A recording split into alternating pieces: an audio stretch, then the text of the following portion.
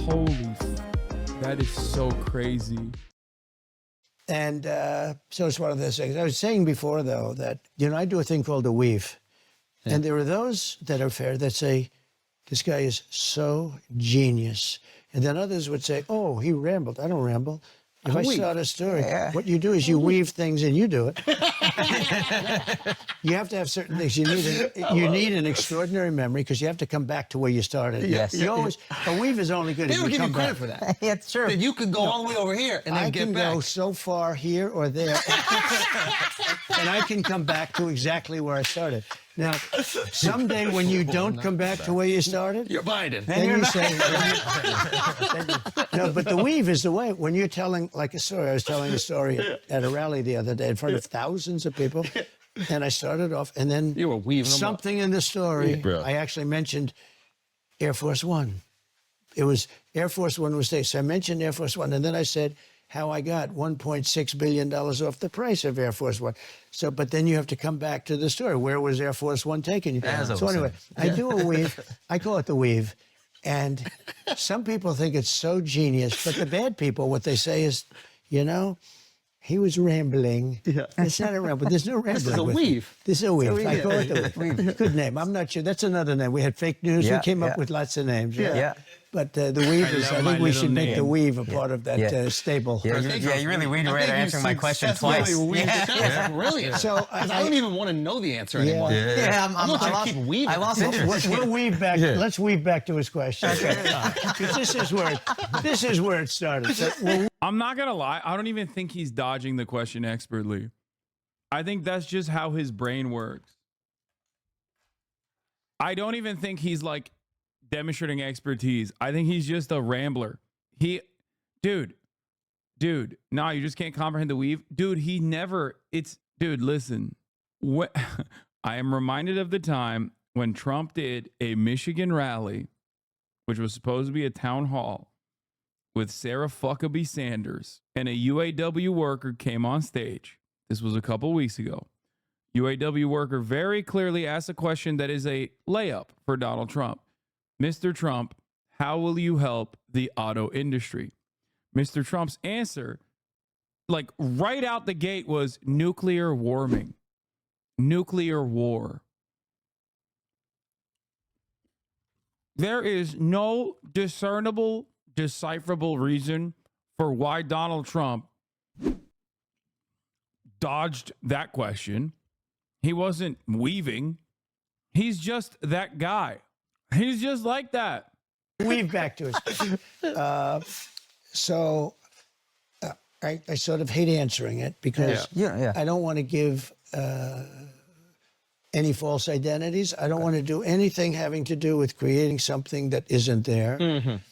You would look at Iran. Iran has an open threat out for me, and that's bad. And Biden, if he were a real president, if he were the kind of guy he should be, should say, if anybody shoots a former president who's now the leading candidate, even though he's leading against Democrats, we will bomb that country into oblivion. And it would stop. Mm-hmm. And that's been said before with some people. There have been people, I won't go into it, but there have been people that have been threatened in another party even. In the same party, it makes sense and probably happens pretty quickly. But in another party, it's hard for them to cross the line. To want to protect me. But it shouldn't be hard. Other people have protected other people. And what you have to inform those people is if they do it, the country will be blown to smithereens. The entire country will be blown to smithereens. And those threats go away, because that's a really bad threat for a country. Forget about me. I'm an individual.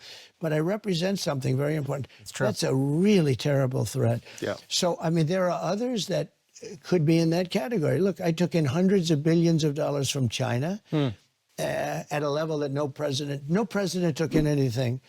I had tariffs on China, took in hundreds of billions of dollars. They're still there. That without me, they wouldn't have those tariffs on. So you could say, but no.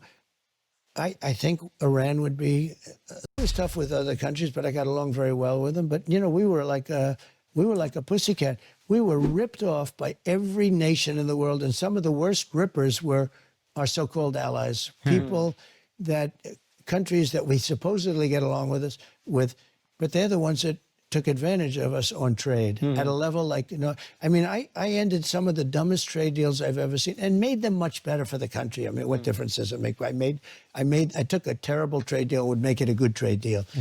But like Japan, I redid the trade deal. South Korea, I did the trade deal. The deals.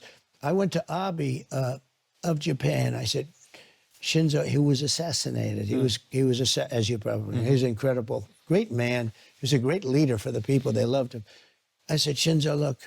They literally, okay. No, after he got assassinated, the country was like, actually, that was good that happened. And we should listen to the assassin's demands. We can't do this. The trade deal is so bad. We're friends, but I have to renegotiate the trade deal. And he said to me, I knew that would happen. I said, why did you know? Because you're right. It's so one-sided. Wow. It's like he said, I knew you'd catch us. But they went through many presidents where Japan was, as an example, they'll send us millions of cars. We're not allowed to send them any. They send us their farm product. We were sending them practically nothing. It was like a one-way. Everything was one way. And by the way, virtually every. China was the worst, but there were many countries almost as bad. The European Union was almost as bad, in my opinion. You know, it sounds nice. Oh, the European Union is so nice. They were ruthless in their trading. And I said to Angela Merkel, how many Chevrolets do we have in the middle of Berlin? Why? I don't believe any. I said, you're right.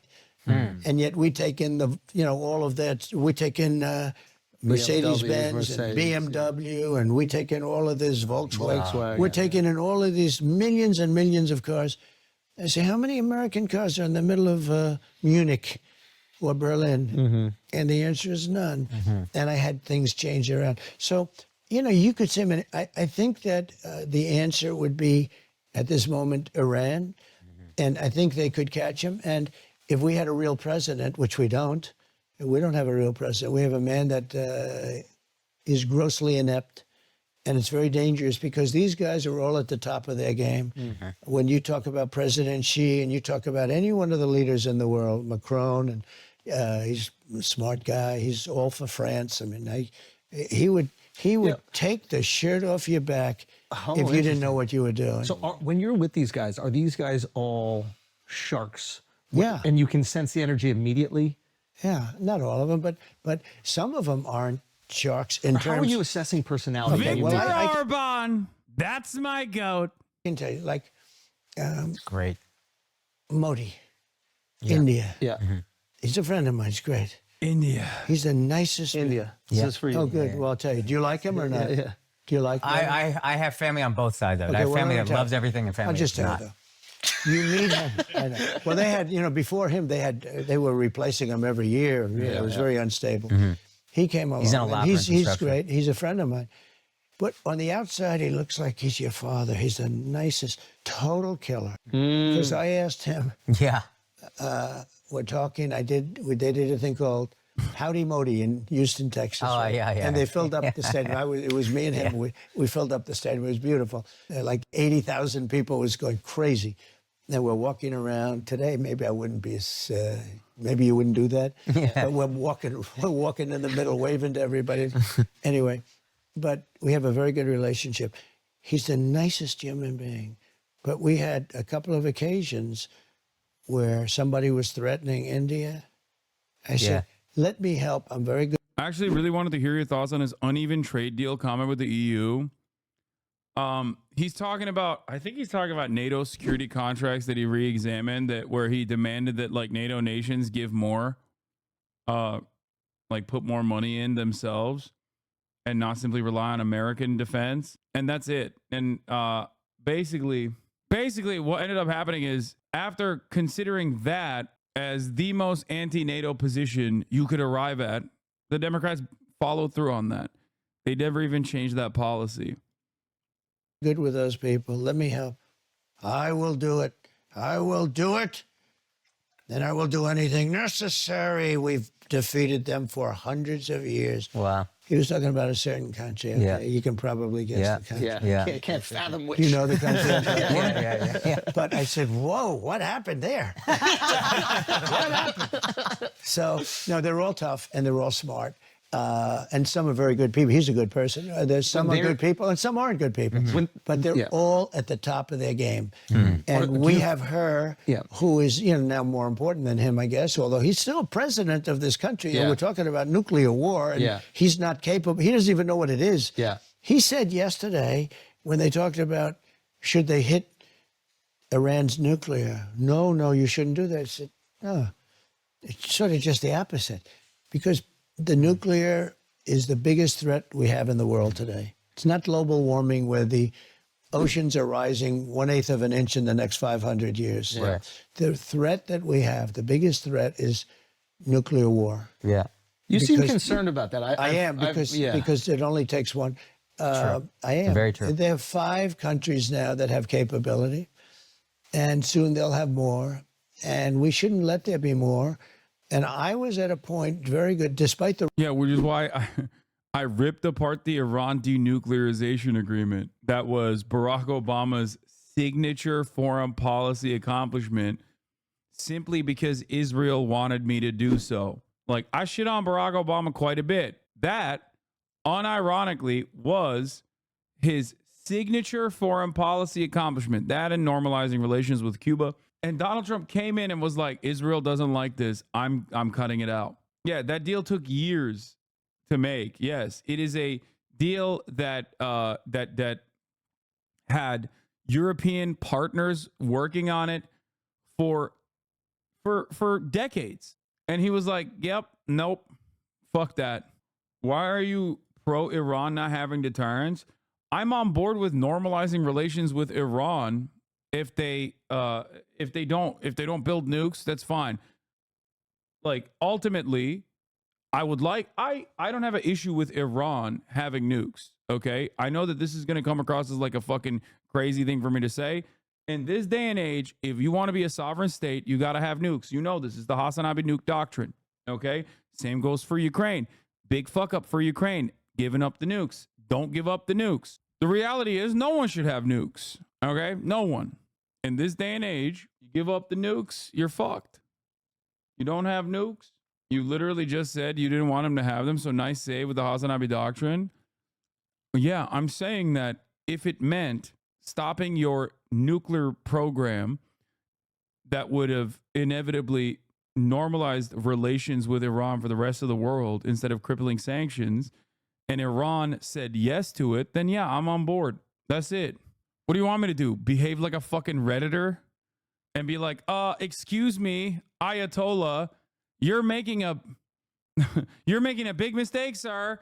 You should continue with your nuclearization program. Like, the fuck? The Russia hoax. It was a total hoax, and we were totally exonerated and everything else. I could have told them that the first day. But that causes, a lot of problems. A lot of problems, and they're a big nuclear power.